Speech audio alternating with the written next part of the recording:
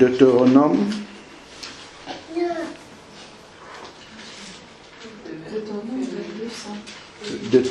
22, verset 5. Donc, une femme ne portera pas un habillement d'homme, et un homme ne mettra pas de vêtements de femme. En effet, quiconque fait cela est en horreur à ton Dieu. Donc, voici un texte déjà qui est contextuel, qui ne peut se mettre en application que selon l'environnement où on se trouve. Parce que dans certaines cultures, le fait de mettre la robe, par exemple, est admis pour les hommes. Il y a qu'à voir au temps de Jésus, les apôtres, tous ça, ils mettaient des robes. Mais pour nous, c'est un scandale. Pour la société juive, ce n'était pas un scandale du tout. Pourquoi? Parce que, effectivement, c'était un vêtement qui était communément mis par des hommes, sans que ça ne soit un problème. Si vous allez en Écosse et qu'on voit un homme avec une jupe, ça ne va choquer personne. Pourquoi? Parce que c'est commun là-bas de le faire. Donc, en fait, ici, il ne s'agit pas d'une application telle que je vois le faire là. Ça, si on applique ça, ça donne la mort. Parce que, comme je dis toujours, si on prend la lettre et on applique ça sans l'esprit, ça donne la mort. Qu'est-ce que ça donne? Moi, j'ai vu des sœurs, à chaque fois les sœurs, quand elles m'appellent, ah, j'ai jeté les mèches, j'ai jeté ci, c'est bien. Mais quand tu vas expliquer la parole aux sœurs, tu te rends compte que dans son cœur, il y a encore la convoitise. Parce que ce que Dieu veut traiter, c'est la convoitise. C'est dans le cœur qu'il veut traiter. Et pour cela, après, je vais vous montrer un autre verset dans la parole par rapport à ça. Donc, en fait, ici, quand il dit « ne portera de vêtements de femme », la pensée qui est là-dedans, c'est que la femme, ou vice-versa, l'homme, en tout cas, l'être humain ne mettra pas le vêtement de sexe opposé dans le but de se travestir. C'est ça qu'il y a derrière. C'est-à-dire que dans le but de ressembler au sexe opposé. C'est ça que Dieu ne veut pas. Donc si en mettant la jupe ici, là, effectivement, il n'y a que les femmes qui mettent les jupes ici. Si on va me confondre à une femme, je serai un scandale pour les autres. Bon, maintenant, revenons sur là-dedans. Donc, déjà, quand on voit un texte comme ça qui est là, dans l'Ancien Testament, et si vous voyez un enseignement du Nouveau Testament qui dit littéralement ce qui est là, on applique ça littéralement. Mais je ne vois aucun enseignement de Jésus ou de ses apôtres qui dit « Femme, ne mettez pas de pantalons ou ne mettez pas de vêtements d'homme ». Il faut prendre ça dans l'esprit. Je ne suis pas en train de dire que si tu as fait le pas, il faut retourner. Ce n'est pas ça que je dis. Mais tout doit se faire avec conviction. Et ce n'est pas parce que tu l'as fait et que tu vois une autre sœur qui ne l'a pas fait que tu dis je suis plus sainte qu'elle. Là tu vas avoir honte devant Dieu. Il y a des versets comme ça. Le véritable problème, c'est que lorsque les sœurs traversent cette étape-là, Satan utilise quelque chose dans le cœur qui fait croire qu'on est plus saint que les autres. Et ça, c'est un grand danger. Et on commence à juger les autres. C'est-à-dire que quand tu vois une sœur, tu commences d'abord par regarder comment elle est. Je t'assure que tu es en train de méchamment pécher contre Dieu. Pire que si tu étais en pantalon. Vraiment pire. Je dis dans le cas même où c'était interdit. Parce que le fait de regarder l'autre et de juger, tu ne sais pas qu'est-ce qu'il y a dans son cœur. Tu ne sais pas quelle est sa relation avec Dieu. Tu ne sais pas à quel moment Dieu va lui parler là-dessus. Moi aujourd'hui j'ai arrêté de danser sur la musique mondaine, mais si je vois un chrétien danser dessus, ça ne va pas me choquer du tout. Je vais simplement prier intérieurement que Dieu lui révèle ça. Alors que moi j'ai jeté tous mes CD, tout ça. Je sais que c'est en abomination aux yeux de Dieu, mais je ne vais pas tout de suite commencer à dire oh toi tu danses encore, mais tu es quel genre de chrétien comme ça? Non.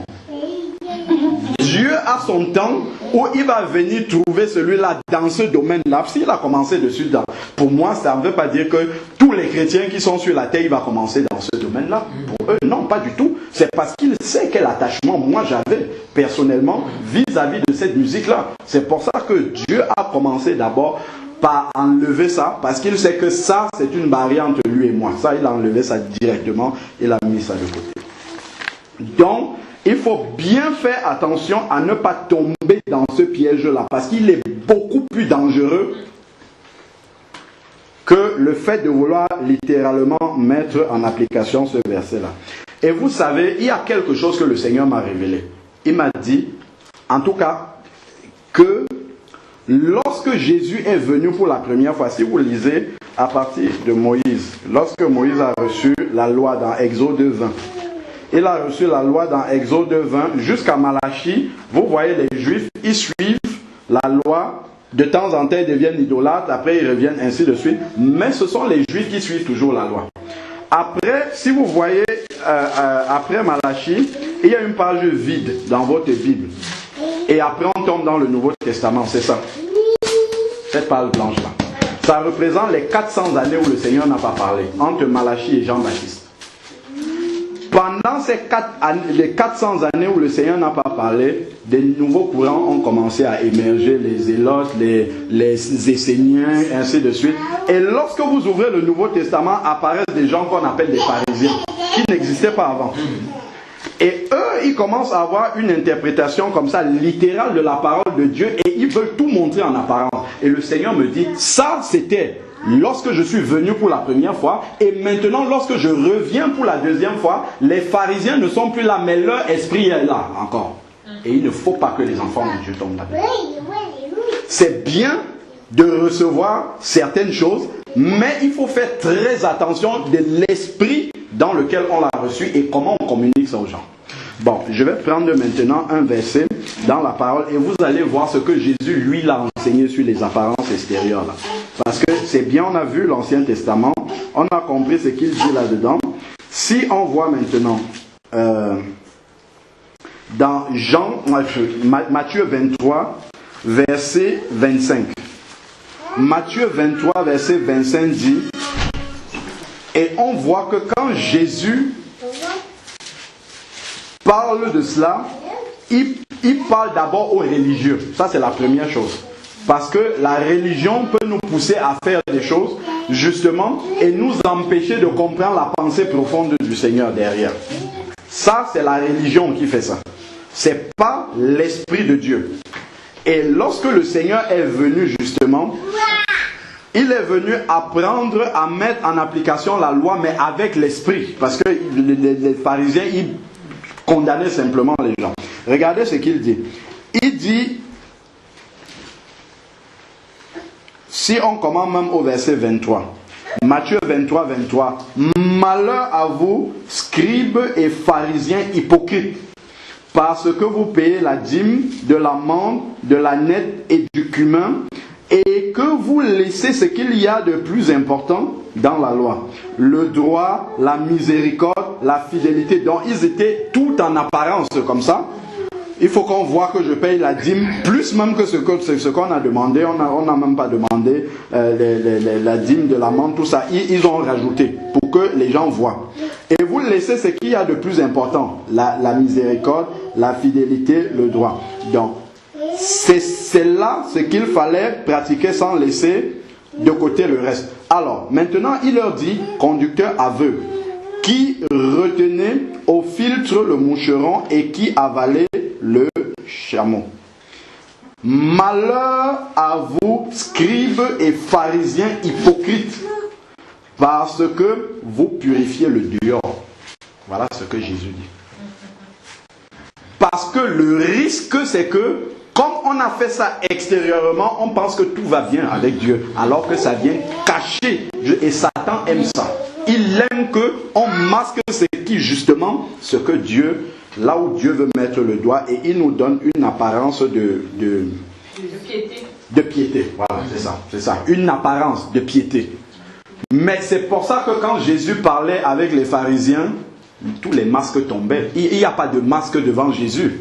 Parce que quand un pharisien vient parler, il voit ton cœur directement. Nicodème est venu parler à Jésus de nuit. Comment les miracles, Jésus dit, ce n'est pas les miracles qui intéressent. Tu dois naître de nouveau. Voilà ce que toi tu dois. Bien que tu enseignes la parole de Dieu, tu dois naître de nouveau. C'est ce qu'il y a de plus important. Donc, ensuite, il dit, malheur, je suis au verset 25, malheur à vous, scribes et pharisiens hypocrites, parce que vous purifiez le dehors de la coupe et du plat, alors qu'en dedans, il est plein de rapine et d'intempérance. Pharisiens aveugles encore. Donc, en fait, on n'est pas en train de dire, parce que le problème, justement, de ceux qui enseignent la parole de Dieu, c'est que avant, on ne parlait jamais de l'aspect extérieur, dont les sœurs faisaient n'importe quoi, elles s'habillaient n'importe comment, ainsi de suite. Et maintenant, on est passé on ne parle que de ça. C'est là où on voit l'erreur. L'un ou l'autre, c'est la séduction. Terrible. L'un ou l'autre, c'est la séduction. On passe d'une séduction à une autre. Et derrière tout ça, c'est le diable. L'une ou l'autre, c'est le diable toujours. Donc, c'est pour ça qu'il faut revenir sur ce que Jésus lui-même il a enseigné. Voir comment est-ce que lui-même il a parlé de ces choses-là.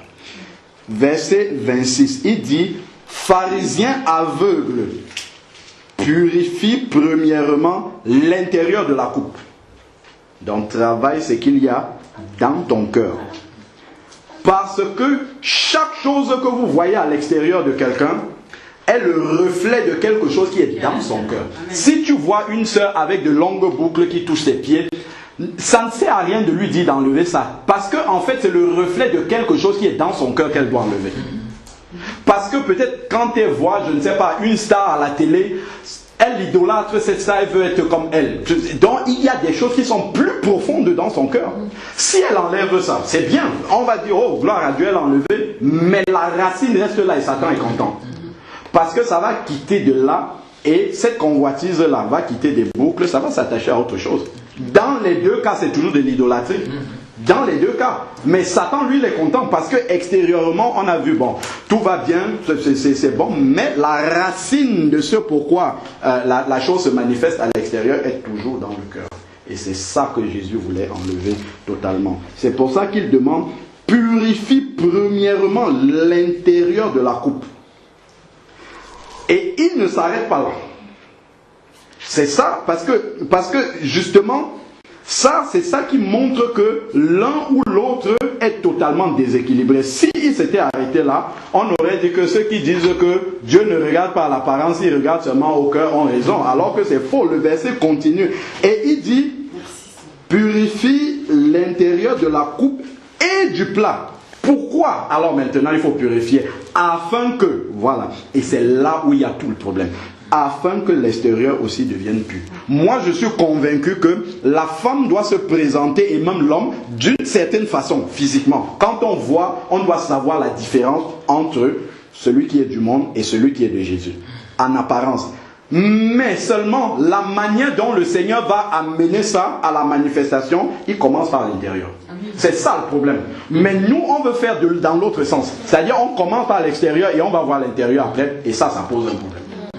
Et ça, c'est pour ça que, justement, le diable, lui, il est à l'aise avec cet enseignement-là. Il est à l'aise parce que ça règle le problème à l'extérieur, mais l'intérieur reste très, très, très grave. Et c'est plus grave encore. C'est plus grave parce que quelqu'un peut aller avec un extérieur qui ne glorifie peut-être pas Dieu, mais si son cœur est propre, peut-être il peut aller. Mais si ton cœur est sale, tu auras beau avoir marché en blanc tous les jours, ton habit est toujours blanc, tu vas quand même aller dans la gêne. Ça c'est sûr. C'est sûr et certain. Donc, voilà ce que, en fait, le reflet de la piété extérieure vient de ce que l'intérieur est pur. Donc si quelqu'un s'habille d'une certaine façon extravagante et que tu lui dis, mais tiens ma soeur, regarde comment tu es, est-ce que toi-même tu penses qu'un enfant de Dieu peut être comme ça? Et qu'elle te dit, en tout cas Dieu ne regarde qu'au cœur, mon cœur est propre, c'est faux. C'est faux, pourquoi? Parce que normalement si son cœur est pur, ça doit se voir à l'extérieur. Ça doit nécessairement se voir. Donc une fois, en fait, lorsque ton cœur commence à être pur à l'extérieur, il y a à l'intérieur, il y a des choses qui sont sur toi. Naturellement, le Saint-Esprit va te dire ce que tu as sur toi.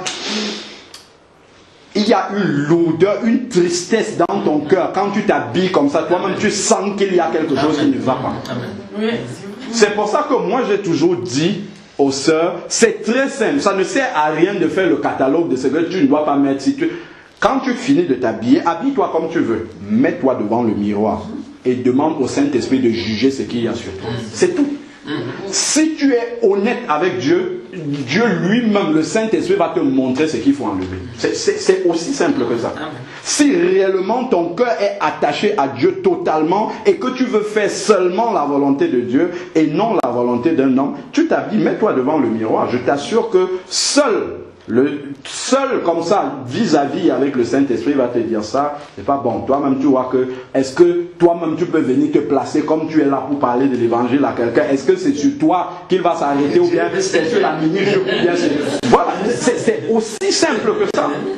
Parce qu'en fait, le problème, c'est que les enfants de Dieu veulent être des bébés. Les bébés, c'est ceux qui ne veulent prendre aucune responsabilité. Donc, on leur fait la liste. On dit, tu vas faire ceci, tu ne vas pas faire ça. Ça, c'était pendant la loi. Ça, c'est fini. Maintenant, on a l'Esprit de Dieu. L'Esprit de Dieu est capable, même quand tu vas faire tes achats de vêtements, il est capable de te dire, ça c'est bon, ça c'est pas bon, ça enlève ça. Je vais vous donner un exemple. En fait, moi, souvent, j'achète les vêtements plus pendant les soldes. Parce que je fais de bonnes affaires, j'aime bien.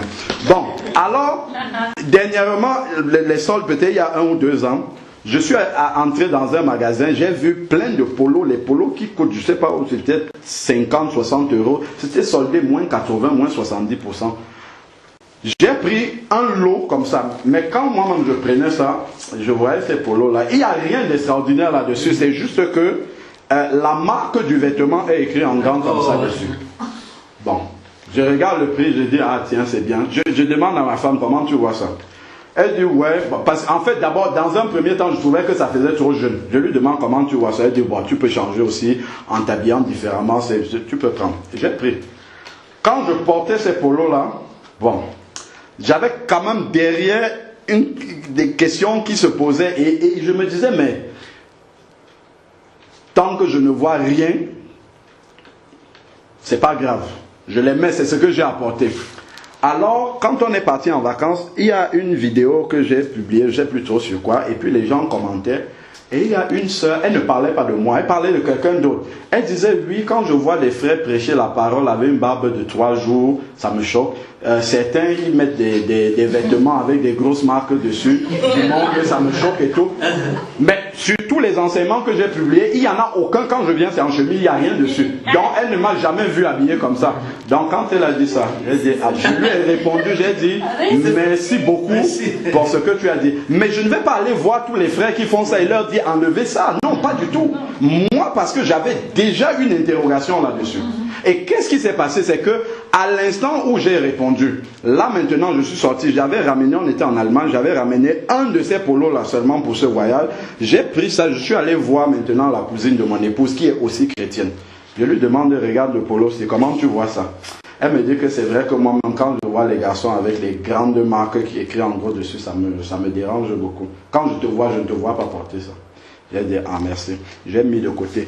Lorsque je suis descendu comme ça, dans la rue pour me balader, j'ai vu une série de magasins comme ça qui étaient tout en solde. J'ai remplacé, j'ai pris 8 vêtements au moins qui remplaçaient ça sans rien dessus. Donc, le Seigneur en même temps, regardant l'obéissance, parce que j'ai obéi à ce qu'il... Il n'y a pas quelqu'un qui est venu me forcer pour le faire. Mais puisque je vois moi-même que ça s'adresse à moi, il y avait des interrogations déjà. Le Seigneur lui-même a pourvu. J'ai acheté plein d'euros, ça coûtait 5-6 euros, des trucs qui coûtent 40 euros. Directement, j'ai tout remplacé, c'est à la maison, là-bas, c'est posé. Mais je ne vais pas, dès que je vois un frère, je dis, oh, toi, tu as des grosses écritures ici, il faut enlever ça. Toi, non, pas du tout, du tout, du tout. Parce que, et pourquoi j'ai obéi? Parce que dans mon cœur, il y a déjà un désir de s'attacher, de plaire au Seigneur. Mais si tu n'as pas ce désir-là, qu'est-ce qui va se passer? Tu vas dire de toute manière, où est-ce que c'est écrit? Effectivement, ce n'est écrit nulle part, que les marques, ce n'est écrit nulle part. Mais le fait justement de dire, Seigneur, en fait, ce qui s'est passé, ce n'est même pas parce que c'est interdit, c'est que je me dis, si je viens prêcher la parole de Dieu à quelqu'un, ou que ce soit ici, que ce soit dehors, si je parle, il ne faut pas qu'il y ait quelque chose qui choque quelqu'un en moi. Voilà, ou qui retienne son regard et tout. Donc si une sœur me dit déjà que son regard se pose sur ce genre de truc, je mets de côté, ça ne me coûte rien.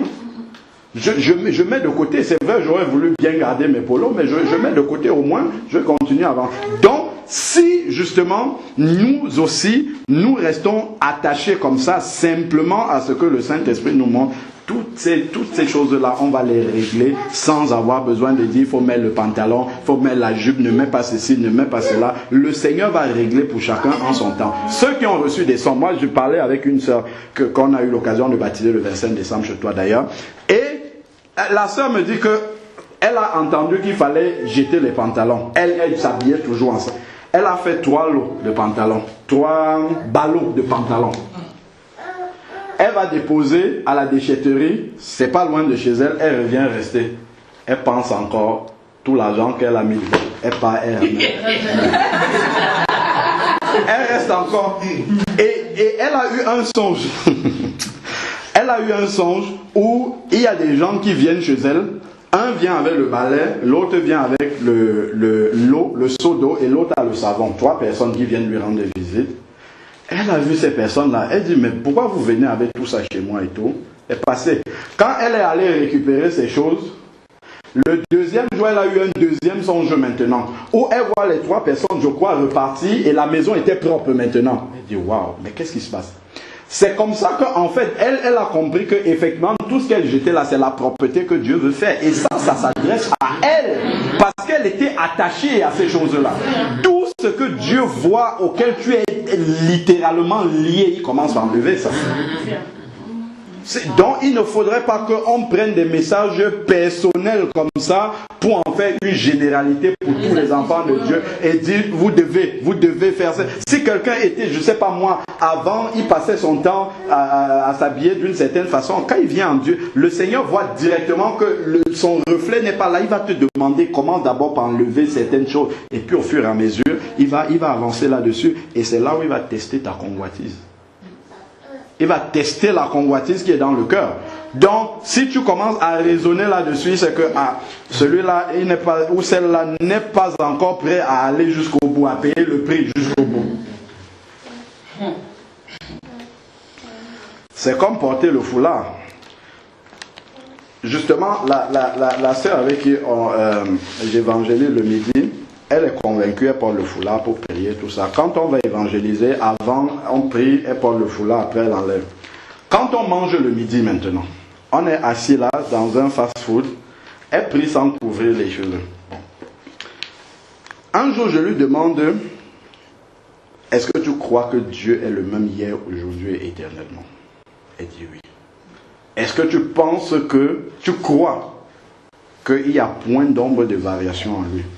Elle dit oui. D'accord.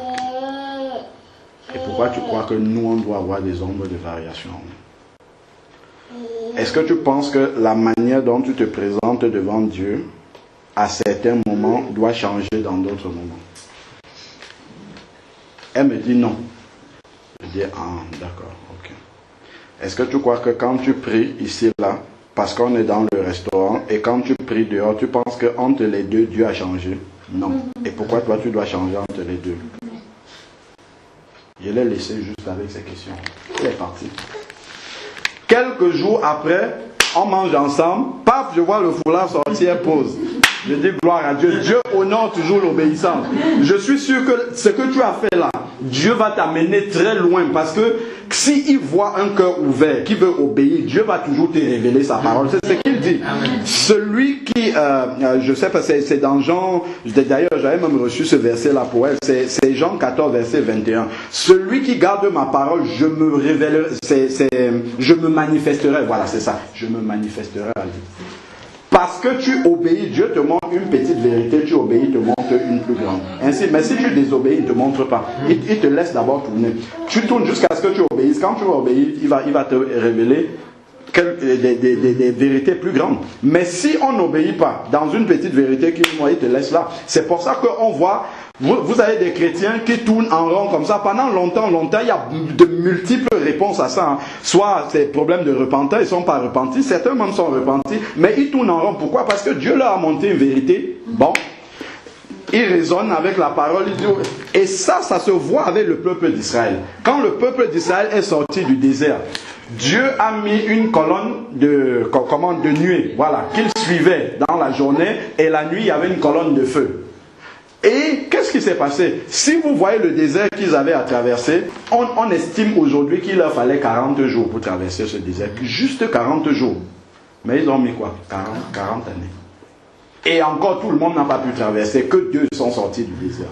Pourquoi? Parce que ils ont commencé à murmurer, Dieu dit qu'il faut ça, ils commencent, oh, on préférait être en Égypte, c'était mieux là-bas, on avait la viande, on avait ci, oh, la manne tous les matins, tout. Ils murmuraient, c'est comme ça, c'est la même chose avec nous. Si le Saint-Esprit te montre quelque chose, tu ne mets pas ça en règle, comme les Israélites, la nuée en fait est tournée sur place comme ça. Paf, ils étaient en train de tourner en rond, pendant 40 années, ils ne se sont pas rendus comme ça. C'est la même chose avec l'Esprit de Dieu. Si le Saint-Esprit te montre quelque chose, il insiste là-dessus. Si tu ne mets pas ça en ordre devant Dieu, tu vas voir comment tu te... Et moi, je l'ai expérimenté. Quand je me suis converti, ma femme me disait, il faut passer par les eaux du baptême. Je dis, non, moi, je suis déjà baptisé. Qu'est-ce que tu es en train de me raconter? Je me suis baptisé. Je ne me suis jamais baptisé bébé. Je me suis baptisé, j'avais déjà 16 ans. J'étais conscient après 2 années de catéchisme et tout. Qu'est-ce que tu es en train de me raconter? Que mon baptême n'est pas valable. Et tout. Bien qu'étant né de nouveau, j'ai commencé à tourner en rond comme ça, a duré 6 mois où je sentais qu'il n'y avait aucune progression. Je prie, mais je tournais en rond, je lis la parole. J'ai l'impression qu'il n'y a rien je ne comprends pas bien tout ça. Alors que la nouvelle naissance avait bien commencé, j'ai senti vraiment quelque chose qui s'est passé.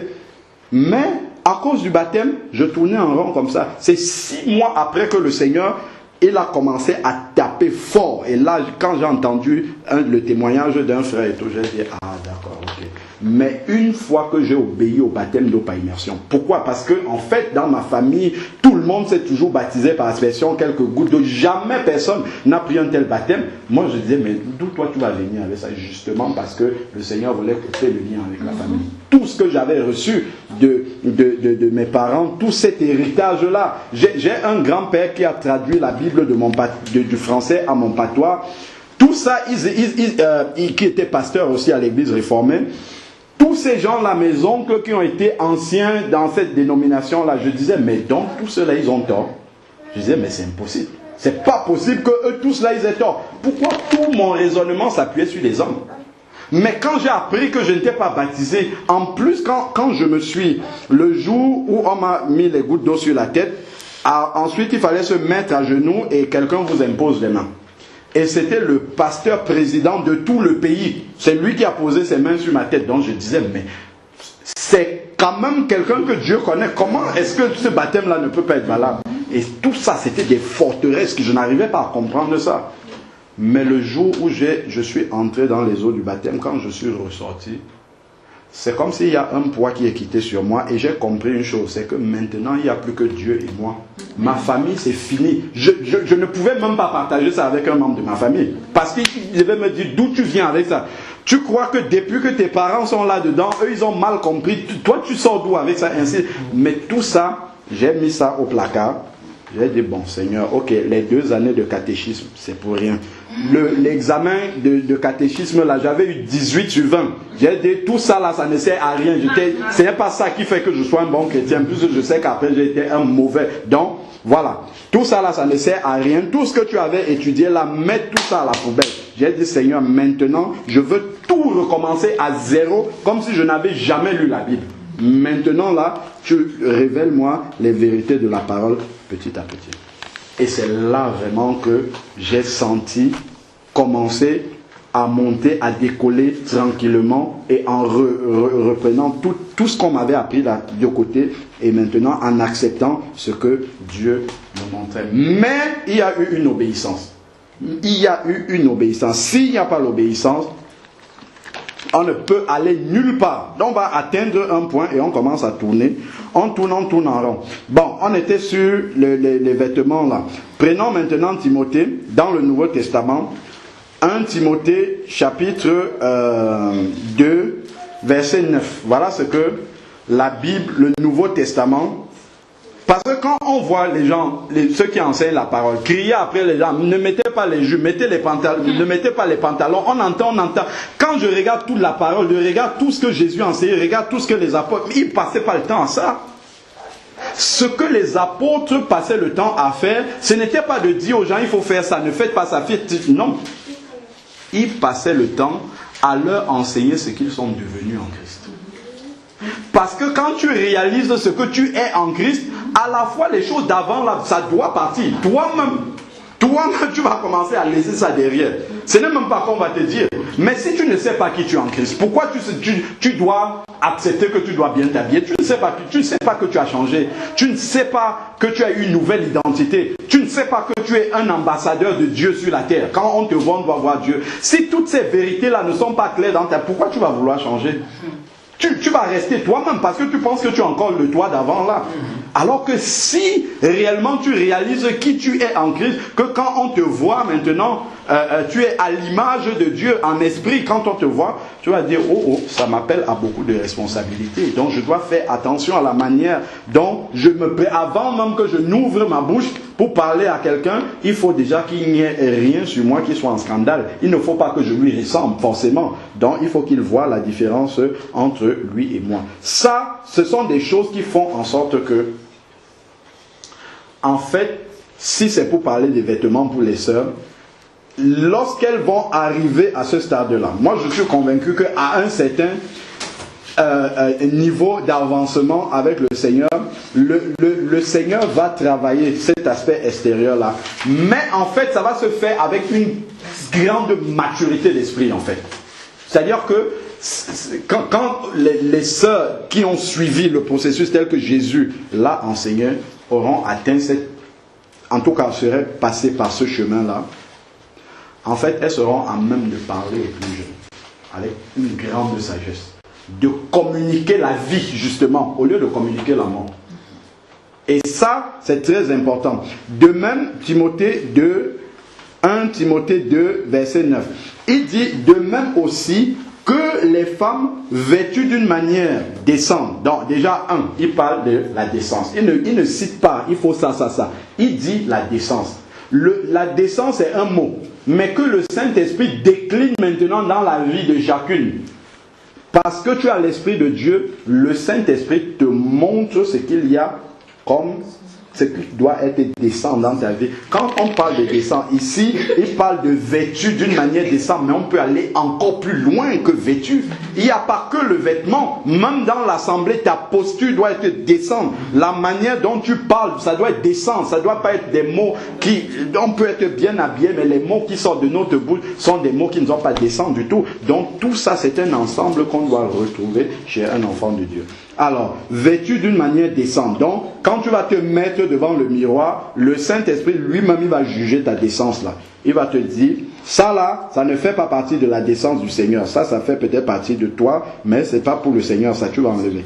Alors, avec pudeur et modestie. Pudeur, c'est-à-dire que il ne faut pas que quand on te regarde comme ça, que l'œil s'arrête sur quelque chose sur toi. Si quand on te regarde comme ça, paf, il y a quelque chose qui tape sur toi, c'est qu'il y a un problème. C'est que là déjà, tu attires l'œil sur des choses qui ne doivent normalement pas retenir là. On ne dit pas d'être négligé, hein, c'est pas ça qu'on dit. Il faut être habillé bien, normalement, mais sans extravagance. En fait, c'est l'extravagance qui pose un problème. Alors, donc, il parle pudeur et modestie. Modeste, c'est-à-dire, on doit pas, tu ne dois pas chercher forcément à taper l'œil, et ainsi de suite. Voilà. C'est-à-dire que ce meuble, en fait, non pas de tresse et d'or. Donc, si tu veux être belle, selon le monde, tu peux. Ben, tu fais tout ce qu'il y a qui apparaît à l'extérieur. Là, tu seras belle selon le monde. Quand on te voit, on dit, ah oui, elle avait une belle jupe, beau pantalon, beau ceci, habit somptueux, ainsi de suite. Mais ce n'est pas ça qui doit faire ta beauté. C'est le Saint-Esprit qui doit dire que tu es beau. Mais lui, ce n'est pas les trucs de l'extérieur qui va regarder. Il y a des choses, il y a de belles choses que lui va regarder. Donc, alors, ne se pas de tresse ou d'or ou de perles. Donc ne crois pas que quand tu mets toutes ces choses-là, Dieu va dire, waouh, ma fille elle est belle aujourd'hui. Non, ça n'intéresse pas Dieu. Dieu ne va jamais dire ça, jamais de la vie. Jamais. Ce n'est pas ça qui l'intéresse. Si tu mets ça, c'est pour plaire à ton mari, si tu es marié et au monde, c'est tout. Ça là, ça n'intéresse pas le Seigneur. Et de perles ou de toilettes, dans certaines versions, c'est de vêtements somptueux. Donc ce n'est pas parce que dans chaque manifestation, tu changes de robe que Dieu est influent. Non, pas du tout. Du tout, du tout. Ça c'est pour toi, c'est bien, mais pour Dieu, il y a quelque chose, c'est le verset 10. Il dit, mais de bonnes œuvres. Donc, quand tu es en train de faire quelque chose, rendre service à quelqu'un, faire une bonne œuvre comme pour le Seigneur, ça là, Dieu lui dit, tu es belle. Voilà le langage du Saint-Esprit. C'est ça qu'il apprécie chez toi. C'est ça qu'il trouve de beau, en fait. C'est pas sur les apparences.